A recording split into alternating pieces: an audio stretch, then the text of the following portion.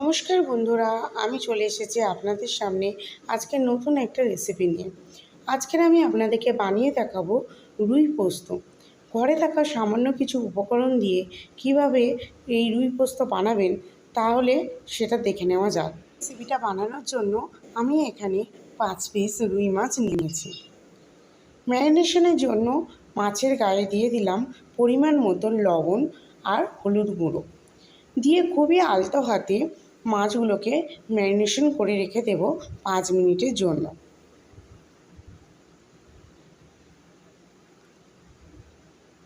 মাছের গায়ে ভালো করে মশলা মাখানো হয়ে গিয়েছে।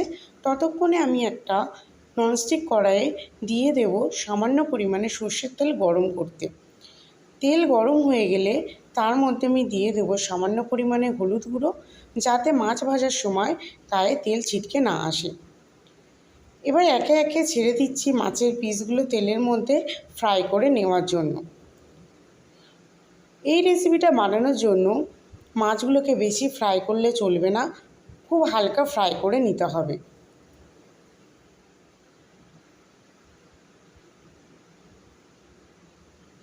এখানে আমার মাছগুলো ফ্রাই করে নেওয়া হয়ে গিয়েছে। এবারে আমি একে একে তুলে নেব একটি পাত্রে।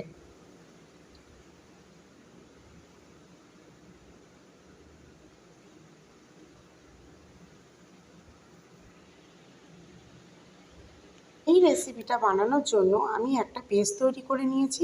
এই পেস্টটা তৈরি করেছি কাঁচা লঙ্কা, কাজু বাদাম আর পোস্ত দিয়ে। আর এখানে রয়েছে 2 টেবিল চামচ মতন টক দই। মাছ ভাজার অবশিষ্ট তেলের মধ্যে আমি দিয়ে দিলাম ফোড়নের জন্য শুকনো লঙ্কা আর কালো জিরে। কালো জিরে থেকে একটা সুন্দর সেন্ট উঠলে এর মধ্যে দিয়ে দেব আগে থেকে তৈরি করে রাখা পেস্টটা আর টক দইটা ফেটিয়ে একসাথে দিয়ে বেশ কিছুক্ষণ মশলাটাকে মিডিয়াম আঁচে কষিয়ে নেব।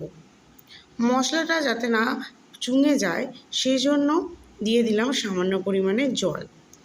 এই মশলাটাকে ততক্ষণ পর্যন্ত কষতে হবে যতক্ষণ না পর্যন্ত পোস্তর কাঁচা গন্ধটা চলে যাচ্ছে। মশলা থেকে তেল ছেড়ে দিলে এর মধ্যে দিয়ে দেব সামান্য পরিমাণে লবণ, হলুদ গুঁড়ো আর টেস্টের জন্য সামান্য পরিমাণে চিনি দিয়ে বেশ কিছুক্ষণ কষিয়ে নেব।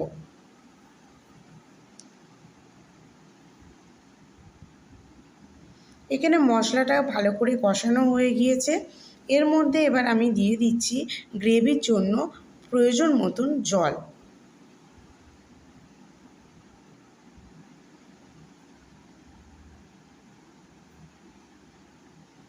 গ্রেভিটা এখানে ফুটে উঠেছে।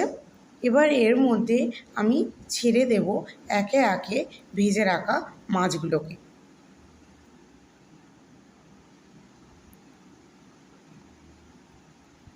মাছগুলোকে দিয়ে বেশ কিছুক্ষণ হতে দেব লো ফ্লেমে।